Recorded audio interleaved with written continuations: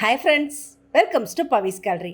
இன்றைக்கி நம்ம பார்க்க போகிறது super singer season 10 back to school round தாங்க. குட்டீஸ் எல்லாம் அவங்க ஸ்கூல் யூனிஃபார்மில் வந்து பர்ஃபார்மன்ஸ் கொடுத்துருக்காங்கன்னு சொல்லணும். எப்போவுமே அந்த கலர் ட்ரெஸ் அப்படின்றது இல்லாமல் இது ஒரு சேஞ்சாக செம்மையாக இருக்குது. இது வரைக்கும் இல்லாத மாதிரி ஒரு ரூலில் அவங்க ஒவ்வொருத்தரும் ஒவ்வொரு ப்ரெசன்டேஷன் பண்ணும்போது நம்மளோட பிரியங்கா செம சூப்பராக பாடியிருக்காங்கன்னு தான் சொல்லணும். அந்த சாங்கை கேட்டாலே உடம்பெல்லாம் மெய் சிலுக்குன்னு தான் சொல்லுங்கள். 16 வயது படத்தினில இருந்து நம்மளோட ஜானகி அம்மா ஹிட்ஸான செந்தூரப்பூவே செந்தூரப்பூ, நிஜமாக ஜானகி அம்மா சாங் கேட்டாவே அப்படியே உடம்புலேருந்து எல்லாமே அப்படியே மெய்சிலுக்குன்னு தான் சொல்லணும். அந்த வாய்ஸ் மாடுலேஷனை செம சூப்பராக நம்மளோட பிரியங்கா ஸ்டேஜில் செமையாக பர்ஃபார்மன்ஸ் பண்ணியிருக்காங்க.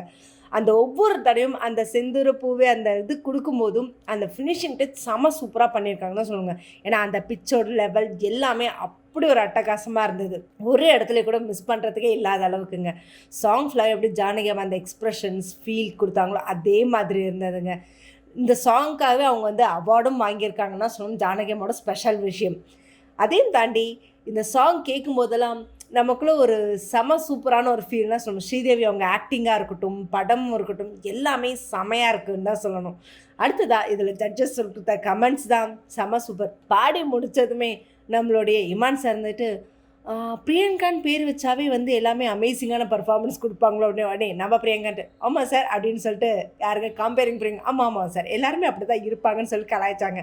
அந்த ஒவ்வொரு இடத்துலையுமே அந்த செந்தூரப்பூவை நீ ஃபினிஷிங் கொடுக்கறது எல்லாமே செம சூப்பர் டச். ஒரு இடத்துல கூட அந்த ஏற்ற இறக்கு இல்லாமல் செமையாக ஃபினிஷிங் கொடுத்துருந்தேன். Really I loved it, I enjoy. செமையாக இருக்குது, சூப்பராக இருக்குது அப்படின்னாங்க.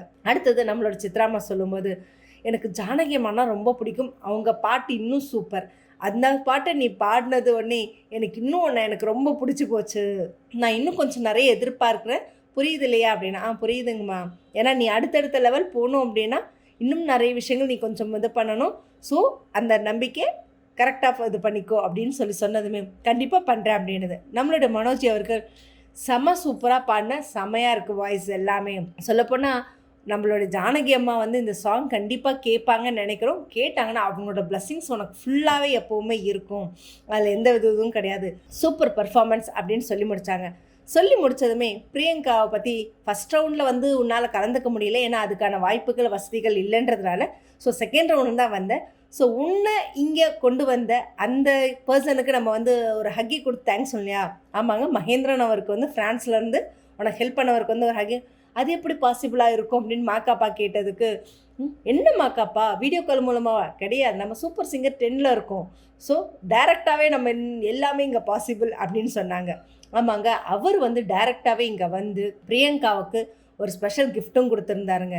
ஏன்னா பிரியங்கா அவங்க ஃபேமிலி வந்து ரொம்ப வசதியாக இருந்து ஸ்கூலே வச்சு ரன் பண்ணுற அளவுக்கு இருந்தவங்க, கால சூழ்நிலையில் 3 வேளை சாப்பாட்டுக்கும் அப்படின்ற கஷ்டன்ற சூழ்நிலையில் வந்ததுனால அவங்களால பெரிய அளவில் எதுவும் பண்ண முடியல. ஸோ அதை வந்து புரிஞ்சவங்க, அவங்க ஸ்ரீலங்காவிலேருந்து வெளியில் போனவங்க, ஃப்ரான்ஸில் செட்டில் ஆனவர், இந்த நம்மளுடைய இதுக்கான பொண்ணுக்கு வந்து நம்ம சப்போர்ட் பண்ணணும், வேறு யார் பண்ணுறாங்களோ இல்லையோன்னு சொல்லி பிரியங்காவோடைய படிப்பு செலவுக்கு இந்த ஸ்டேஜ் பர்ஃபார்மன்ஸ் எல்லாத்துக்குமே அவங்க தாங்க பார்த்துக்கிறாங்க. அதையும் தாண்டி எஜுகேஷனுக்கான ஒரு ரொக்கமான செக்கும் வந்து கொடுத்துருந்தாருங்க ஸ்டேஜில்.